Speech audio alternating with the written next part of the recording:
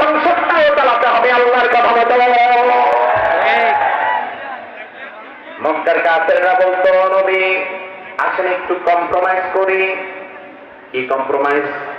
কাফেররা বলতো, নবী আল্লাহরে বলেন, ইয়াকুলুনা হাল্লানা মিনাল আমরি মিন শাই, আল্লাহ কিছু আইন দিক আর আমরা কিছু আইন দেই, মিলাই জিলাই চলি।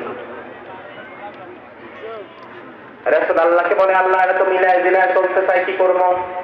আল্লাহ স্পষ্ট জানায় দিলেন কোরআনের মধ্যে, কুল, ও নবী আপনি বলেন, ইন্নাল আমরা, হুকুমকে বলতে দে, লিল্লাহ, একমাত্র কে?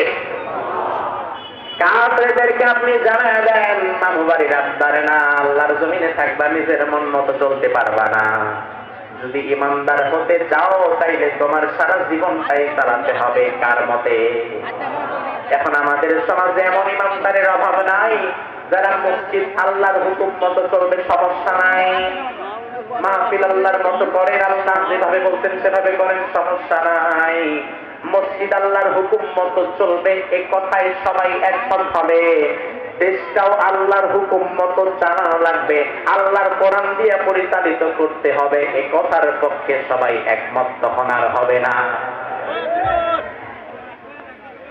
আমাদের সমাজের অনেক বড় বড় নেতারা এখন কোন রাজনৈতিক দল ক্ষমতায় নাই, এজন্য মোটামুটি পোস্টারে তেমন বড় বড় নেতাদের নামও নাই।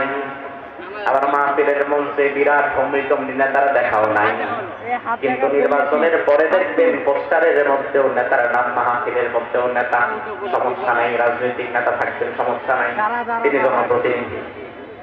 আমার ভাই আপনি লক্ষ্য করবেন, আমাদের নেতারা মাহফিলের মধ্যে আছে, কোরআনের পক্ষে সুন্দর সুন্দর কথা বলে। এই বছর নারে আনছেন, যত টাকা লাগে আমি দিব, সামনে বছর আরো বড় বক্তা আনবেন, আপনারা আওয়াজ শুনবেন, জিকির করবেন, নামাজ করবেন, তাসবিহ করবেন, কোনো সমস্যা নাই। নেতারা যদি বলেন, নেতা আপনি আমাদের মাহফিলের পক্ষে নাকি? অবশ্যই পক্ষে। আপনি আমাদের কোরআনের পক্ষে নাকি? বলবে অবশ্যই পক্ষে। এবার আপনি যদি বলেন নেতা, তাইলে আপনি তো এমপি হয়ে সংসদে গেছেন, সংসদে যায় এবার আপনি কোরআনের পক্ষে কথা বলেন, কোরআন দিয়ে সংসদ চালাতে হবে, এই কথা বলেন। আপনার নেতা তখন বলবে আমি মামা নাই, ঠিক কিনা? কেন তোমার নেতা মাহফিলের পক্ষে আছে, কোরআনের পক্ষে নাই?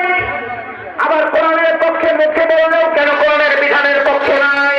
তার কারণ তোমার নেতা ভালো করেই জানে, মসজিদের পক্ষে থাকলে সমস্যা নাই, নামাজের পক্ষে থাকলে সমস্যা নাই, মাহফিলের মঞ্চে এসে দুইটা বড় বড় কথা বললে সমস্যা নাই, কিন্তু সংসদের মধ্যে গিয়ে আমি যদি বলি কোরআন দিয়ে রাষ্ট্র পরিচালনা করা লাগবে, তখন আমার চান্দাবাজি আর ধান্দাবাজি চলবে না।